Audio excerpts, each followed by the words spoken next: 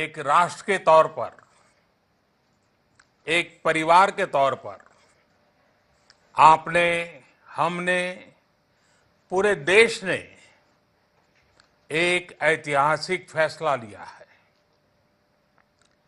एक ऐसी व्यवस्था जिसकी वजह से जम्मू कश्मीर और लद्दाख के हमारे भाई बहन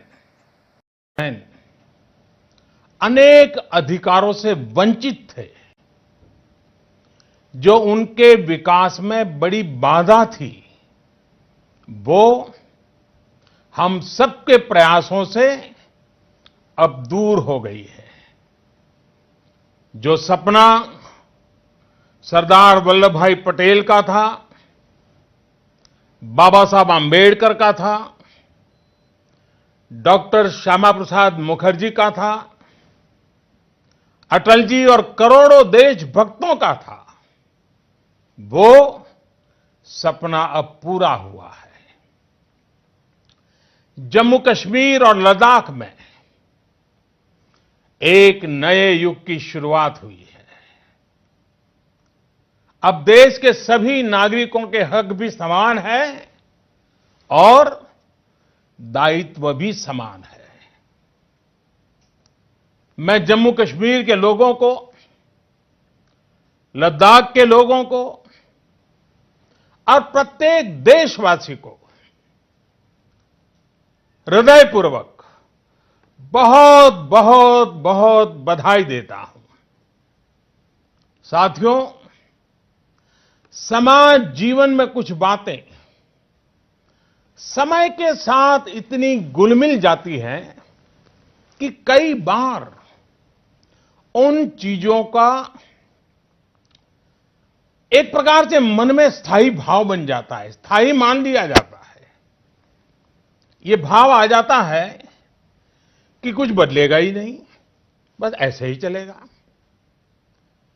आर्टिकल 370 अनुच्छेद 370 के साथ भी ऐसा ही हुआ।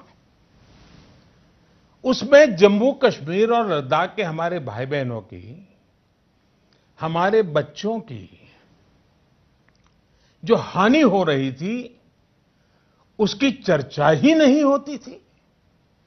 हैरानी की बात यह है कि आप किसी से भी बात करें तो कोई ये भी नहीं बता पाता था कि अनुच्छेद 370 से जम्मू कश्मीर के लोगों के जीवन में क्या लाभ हुआ।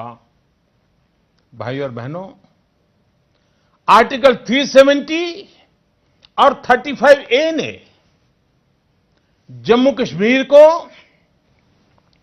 अलगाववाद, आतंकवाद, परिवारवाद और व्यवस्थाओं में बड़े पैमाने पर फैले भ्रष्टाचार के अलावा कुछ नहीं दिया। इन दोनों अनुच्छेद का देश के खिलाफ कुछ लोगों की भावनाएं भड़काने के लिए पाकिस्तान द्वारा एक शस्त्र के तौर पर इस्तेमाल किया जा रहा था।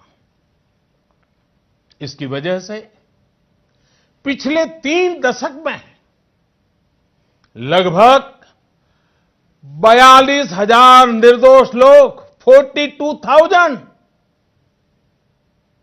ये आंकड़ा किसी की भी आंख में से आंसू ला देता है। 42,000 निर्दोष लोगों को अपनी जान गंवानी पड़ी। जम्मू कश्मीर और लद्दाख का विकास उस गति से नहीं हो पाया जिसका वो हकदार था।